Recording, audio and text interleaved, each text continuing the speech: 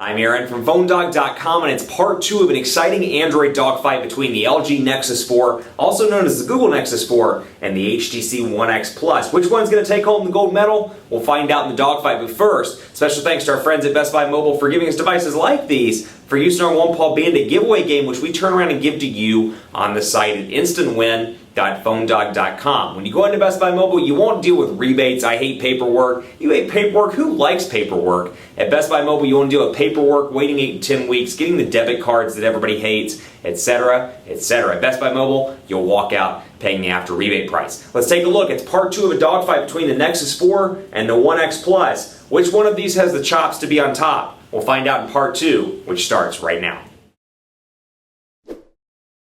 Part 2 of a dogfight video between two awesome Android devices, and I'm going to say the same thing I've said over the holiday season. They're both great devices. It depends on what you like. Yes, there will be a winner declared. Yes, there are pros and cons to both, but at the end of the day, you've got to decide what's best for you. And what's more important? Is it battery life? Is it stock Android? Is it Sense 4 Plus? Is it some of the benefits that come with the skin? Is it the purity of stock Android? A lot of different choices to choose from, but I'm here to try and help it help it be a little bit easier for you. So you got two devices here, the LG Nexus 4, also known as the Google Nexus 4, available through Google Play for $349.99 for the 16GB version, even cheaper, $299.99 for the 8GB version, and that's unlocked, unsubsidized. You're not signing a contract. It works on T-Mobile and on AT&T, and it doesn't have 4G LTE. So yeah, you got some pros and cons. It does not have 4G LTE. It only supports HSPA Plus on T-Mobile. It only supports HSPA Plus 21 megabits per second on AT&T. But what it does have is a quad-core 1.5 gigahertz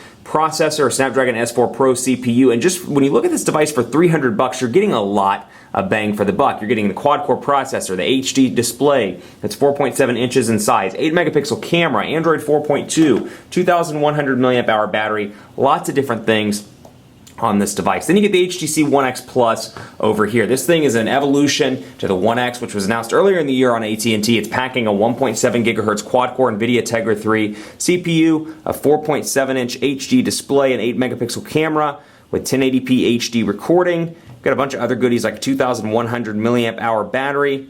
Got 4G LTE connectivity. So you do get the LTE over here, but the big benefit here, for $200 on AT&T on contract, you get 64 gigabytes of internal storage. That's going to be great for a lot of people because this is one of the few devices on AT&T with the iPhone 5 that has 64 gigabytes of internal storage. This, $199. iPhone 5 at 64 gigabytes, $399. So you can see there's a huge difference between the two. Now let's take a look at browser and launch off by talking about this, and then we'll go back to what I was talking about in part 1, which was customization and some of the differences between Android 4.2 and Android 4.1 with a skin. First of all, browser on PhoneDog.com on both of these devices, and you can see again stock Android look and feel up here with the battery meter, with the signal strength indicator, and with the clock, but overall incredibly fast all around in the browser area. I love Google Chrome. It performs incredibly well, and I like little things like the tabs here. I like the little animations that the tabs do.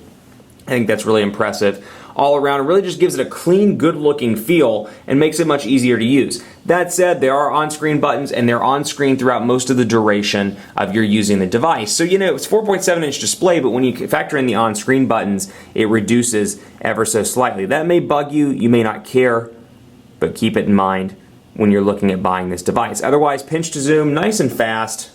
Then you got this over here. Very responsive all around. And you got your tabs up top where I can click on those, and it brings up kind of an HTC look and feel. Nothing really new here by any means. When I go to tabs, it's got the same HTC animation we've seen in previous versions of Sense. Then of course you have the menu button up here, or like I showed off in part 1, you can press one tap on the recent applications button because I have it configured to be the menu button. Then you're going to see some new stuff, back and forward buttons in the menu, add to, and then of course things like view desktop site and more. Then you get this little bar down here at the bottom where you can Facebook it, you can tweet it, you can share, show what's popular, news, and more from your browser area. So that's pretty cool. Let's jump in actually when we'll talk about personalization a little bit more on both of these devices. Like I was showing off in part 1, you've got widgets, but then you've got, you know, from the core of almost everything, there's personalization over here on Sense 4 Plus. You may love it, you may hate it, but using the contacts area as an example, we'll come over here to people, and we'll come up and load up our various contacts. So for example, Bill Stevenson, we'll look at it on both devices, and you can see same picture, you get a little bit of a different look and feel on these devices. Stock Android over here, Android 4.1 with Sense 4 Plus over here, and you've got some nice options. This is what I really like about HTC and the skins as a whole. They take something that is really impressive, Android 4.2 or 4.1, and they make it even better. They add some better features that Google didn't even think about. So my thought is with Android 4.3 or Android 5.0 or whatever they go to next, take a look at some of these things in TouchWiz and Sense, and they should really implement them into Android 4.2. There is no reason why stock Android shouldn't have a physical battery percentage indicator, for example, or little things like that that just make life easier, and you can turn them off if you don't want them, but it'd be nice to have those. I can scroll over here to Bill Stevenson and see the thread, so I can see the text messages, the emails, although granted, Gmail emails, say that 3 times fast. Gmail emails don't come up in here because of the API, and then call history, and you have updates as well, gallery, and more. Then over here, more of, again, a clean, a stock look, a more minimalist look. You get the mobile, you get the ability to message, and then I can edit and add new fields down through here. We're going to not change that because we want to keep that the same. And you can see it's a Google contact for my heronbaker@gmail.com address. I've got my phone, I can add some stuff like addresses, but really it's a clean, minimalistic version as opposed to this where I can come over here to thread, and just from an organizational perspective, I think there's a lot to like over here because I can instantly see when we text messages, or when we messaged rather, when we called, when we last emailed. Easy and quick over on the HTC side. Let's take a look at speed tests as well. We'll start with quadrant standard, which is kind of a measure of a benchmark of performance, if you will, of the devices, and we'll talk about call quality on both units. Call quality has been pretty impressive. That stopped. Let's start that back up.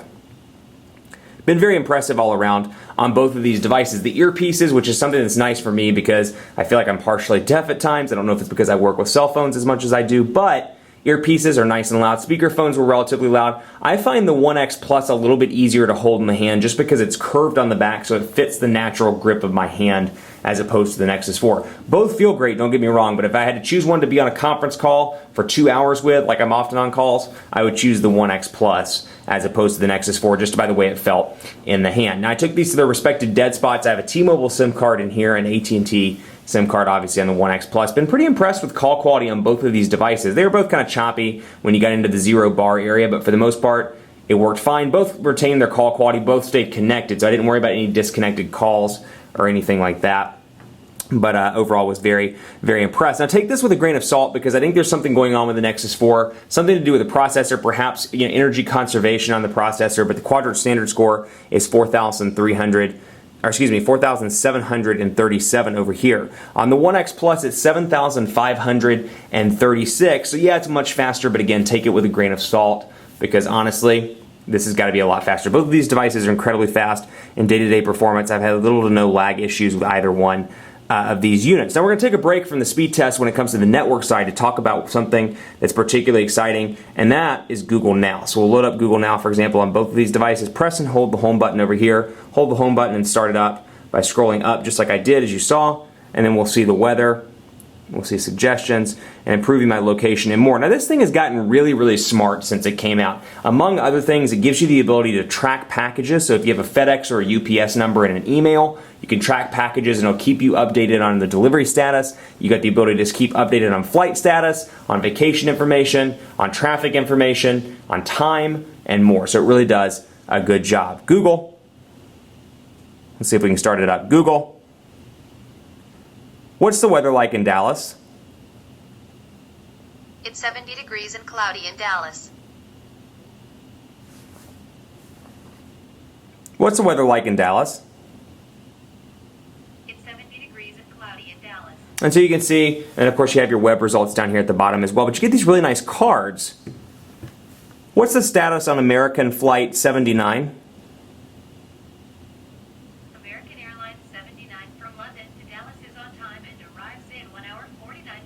And so you can see, you check your flight status and more. Find status on UPS tracking number 1ZQV25A4. That didn't work as well as I wanted it to, but if you have it in an email account, or email address rather, you can look it up. And obviously that's not a real FedEx tracking number or UPS tracking number anyway, I was making that up. But you've got the ability to do all of that from the Google Now area. Another thing I want to point out on the Nexus 4 that I like a lot and we didn't really get around to, are the lock screens on both of these devices. You got a great amount of customization on both units. I have a great personalization option over here where I have my Dallas weather, and I can bring that into the lock screen, but I have it set up on the productivity home screen, or productivity lock screen rather, so when I get a message, a missed call, an email, they all kind of show up underneath this Dallas weather, and then I can always drag shortcuts down into the circle, like phone, for example, and more, just by dragging it right down. I think that's a pretty cool feature right out of the box. And of course you have messages as well, and you can change that around as you see fit. Nexus 4 with stock Android 4.2 has a great feature also, where from the lock screen I can access Google Now, or from the lock screen I can scroll over and add widgets. So I can scroll back over and access camera in real time, or I can easily access messaging or email with a voice crack as well. And I can come over here and add another one also. So for example, Gmail, let's add something else, because we've got our messages, we've got our contacts, or our emails rather. Let's add a calendar, and then we'll bring that over here to this home screen. So I've got my calendar right here. Let's see if I can customize that and make it a little bit bigger, hoping we can. There we go. And I can scroll back and forth. Messaging, inbox, and I can see my calendar. I can see all of that without even unlocking the screen, which I think is really a useful feature. So it's a tough call between these devices. One's got to win. We're going to sign off by doing a speed test as I give you the winner of the Dogfight. And like anything else, it's a challenge. There are a lot of great choices out there. We'll go into speed test. And there's a lot of great choices within these two units. It depends on what you like. If you want the stock Android experience, you're obviously going to be drawn to the Nexus 4. If you like the customization aspect, 64 gigabytes of internal storage appeals to you. You like the design, you're going to probably want to go with the HTC One X Plus. So it's decisions as usual for a lot of people. That said, the winner of the Dogfight for a combination of things, features, performance, price, all of that combined, goes to the HTC One X Plus. The One X Plus is probably the most underrated device in the smartphone market right now, at least for the holiday season. Very impressed all around with the look and feel, with the improvements. Battery life could be a little bit better. That said, very impressed all around. The fact that you get 64 gigs of internal storage for $200, really a great value proposition. And you get some great software stuff over on the One X Plus as well. Nexus 4 priced incredibly competitively given the fact that it's full retail. That said, Android 4.2 is very clean and awesome, and it's got a lot of things to like. Couple things. I don't think it's ready for the mainstream consumer. I don't think there's enough of a value add in Android 4.2. It's kind of like a skinned down version of Android, and they kind of left it to the manufacturers to put in some nice software features that I think a lot of people will like. So the winner is the HTC One X Plus. Keep it locked on PhoneDog.com for continuing coverage of both of these devices. Let me know what you think on Twitter at PhoneDog_Aaron and at Aaron C. Baker, which is my personal account. And let me know what you think. I'd love to hear from you, which one you like more. Tell me why you like stock Android, rather. Tell me why you like the One X Plus and Sense 4. Love to hear from you. Thanks so much for watching. Keep it locked on the site for continuing coverage of both of these units as we go into the crazy holiday shopping season. Stay tuned to PhoneDog.com for all the best news, reviews, and more. Thanks for watching. We'll see you next time.